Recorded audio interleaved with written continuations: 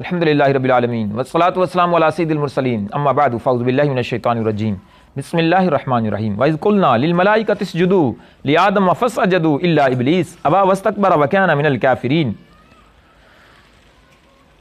آیت نمبر 34 سورہ بقرہ، اس کا پہلا پارٹ ہو چکا ہے اور اس میں جو تفسیر تھی میں نے پیش کرنے کی کوشش کی ہے، لیکن اسی آیت مبارکہ کے حوالے سے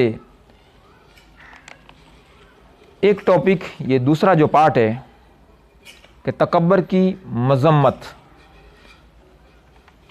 اس آیت مقدسہ کے حوالے سے پیش کرنا یہ مقصد ہے۔ تو جو آیت مبارکہ میں واقعہ بیان ہوا ہے، آدم علیہ السلام کو سجدہ کرنے کا حکم دیا جانا اور ابلیس کا انکار کر دینا، تکبر کرنا، غرور کرنا، اور پھر وہ کافر ہو گیا۔ تو تکبر کی مذمت آئی ہے۔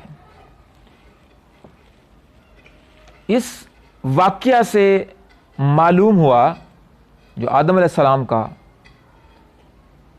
اور فرشتوں کو سجدے کرنے کا جو حکم ملا اور جو ابلیس نے انکار کیا،